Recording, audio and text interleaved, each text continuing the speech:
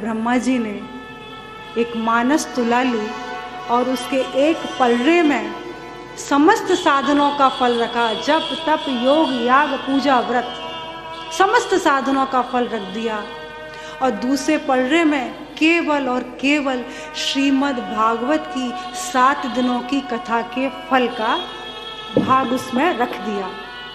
तो क्या हुआ, जो समस्त साधनों का फल वाला पड़ रहा था वह ऊपर हो गया, और श्रीमद् भागवत अपनी गुरुता के कारण, महिमा में अधिक होने के कारण, अत्यधिक बड़ा होने के कारण वह पड़ रहा नीचे ही रह गया। यह देखकर वहाँ पर जितने भी ऋषि मुनि थे सभी ने उच्च स्वर में कहा, मेनिरे भगवत रूपम शास्त्रम भागवतम कलो पठनात् श्रवणात् श्रद्धयो वैकुंठ फलदायका, कि यह श्रीमद् भागवत साक्षात भगवान श्री कृष्ण का स्वरूप है। इसका पठन करने से, श्रवण करने से वैकुंठ फल की प्राप्ति होती है। देखिए, जो स्वर्ग का अमृत है ना, यह बहुत ही कम है, तो देवतागण से बस सूंघ सूंघ कर ही काम चला रहे हैं, क्योंकि अगर ज्यादा पान कर लिया तो एक दिन खत्म हो जाएगा।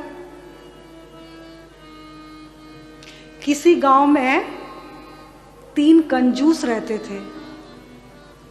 अब कंजूस क्या समझ लीजिए, महाकंजूस रहते थे, कभी एक पैसा खर्च ना करें। अब सारे गांव वाले उन्हें सुनाते थे, इतने कंजूस हैं ये कि इनके बारे में क्या कहा जाए। जहां भी जाए, जिस गली जिस मोहल्ले में निकले, सभी लोग उनकी कंजूसी का वर्णन करने लगे।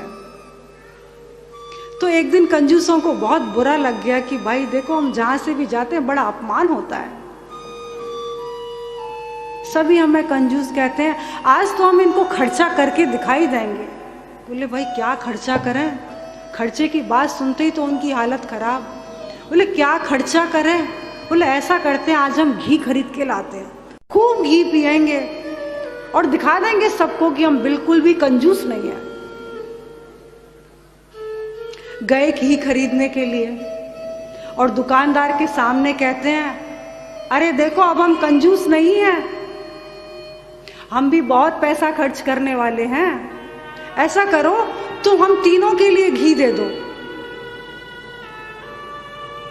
दुकानदार जानता था बहुत कंजूस लोग हैं, उन्होंने बोला कितना घी दे दूं, 2 किलो 4 किलो 10 किलो। बोले नहीं, तुम बस 100 ग्राम बांध दो हम सबके लिए। दुकानदार ने 100 ग्राम घी दे दिया। अब पूरे गली मोहल्ले में सबको दिखाते फिरे हैं कि देखो हम कितना खर्च करते हैं, हम घी लेकर आए, अब हम घी पिएंगे। 1 महीने के पश्चात तीनों कंजूस आपस में फिर मिले। बोले भाई क्या हाल चाल है, कितना घी खर्च हुआ। तो पहला वो कहता है कि देखो भाई, मैं तो जब रोटी बना लेता हूं ना, तो पूरी रोटियां एक साथ रख लेता हूं, फिर ऊपर की रोटी पे घी लगा देता हूं और एक थोड़ा सा नीचे की रोटी पे लगा देता हूं, बस फिर मैं प्रेम से खाता हूं। इतना आनंद आता है, ऐसा लगता है कि वाह वाह कितना घी लगा के खा लिया। दूसरा कंजूस कहता है, हे भगवान ये क्या कर रहे, इतना घी खा रहे, इतनी महंगाई में, तुम्हारा तो कुछ नहीं हो सकता। बोले अच्छा भाई, तुम कैसे घी खाते हो। उसने बोला देखो, हम तो सारी रोटियां पहले बना के रख लेते हैं, फिर बोले फिर 1 सलाई घी में डुबाई और रोटी में चुबाई।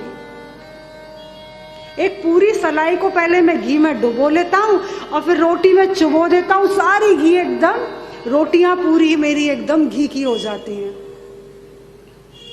तो तीसरा कहता है, राम राम राम, तुम्हें बर्बाद होने से कोई नहीं रोक सकता। बोले अच्छा भैया, तुम कैसे खाते हो। कहते भैया हम तो ना रोटी सेकते जाते हैं और हमने भर लिया है कांच की शीशी में घी, एक एक रोटी सिकी और उसकी बोतल के ऊपर मैं रोटी को घुमाता जाता हूँ, और जब खाने के लिए बैठता हूँ तो थोड़ा सा उसका ढक्कन खोल देता हूँ। इतनी खुशबू आती है भैया, ऐसा लगता है भर भर के घी खा रहे हो क्या। तो यही हाल स्वर्ग वाले देवताओं का भी है। उनके पास जो अमृत कलश है ना, बस सूंघ सूंघ के ही विभोर हो रहे हैं। ये तो ठाकुर जी की श्रीमद् भागवत कथामृत का जो रस है, जो अमृत है, केवल इसी में ऐसी अद्भुत शक्ति है, अद्भुत कृपा करुणा है कि जितना बांटोगे, जितना पियोगे, उतना ही बढ़ता चला जाएगा। जब श्री शौनकादिकों ने श्रीमद् भागवत की ऐसी महिमा सुनी तो कहते हैं श्री सूत जी महाराज, जब इस रसपान की इतनी अधिक महिमा है तो इसे केवल 7 दिनों में ही सुनने की बात क्यों कही जाती है? ये परंपरा केवल 7 दिनों के लिए ही कहां से आरंभ हुई? तब श्री सूत जी महाराज कहते हैं कि सर्वप्रथम सनकादिक ऋषियों ने सनक, सनातन और सनत कुमार ऊर्ध्वरेता ऋषियों ने नारद जी को यह भागवत कथामृत का पान कराया था। लेकिन नारद जी तो 2 घड़ी से ज्यादा कहीं ठहरते नहीं, हमने ऐसा सुना है।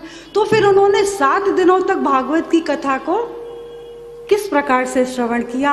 आप हमें कृपा करके विस्तार पूर्वक समझाइए। श्री सूत जी महाराज कहते हैं, एकदा हि विशालायं चत्वार ऋषयो मला सत्संगार्थं समायाता ददृशुस्तत्र नारदा। कि एक बार सत्संग करने की इच्छा से 4 ऊर्ध्वरेता ऋषि बद्रिका आश्रम में भ्रमण कर रहे थे। और किस लिए विचरण कर रहे थे? कि यदि हमें कोई श्रोता मिल जाएगा तो उसे श्रीमद् भागवत कथा का श्रवण करा देंगे, और यदि नहीं मिलेगा तो हम 4 में से ही कोई एक वक्ता बन जाएगा और बाकी तीनों लोग श्रोता बनकर श्रीमद् भागवत कथा का श्रवण करेंगे।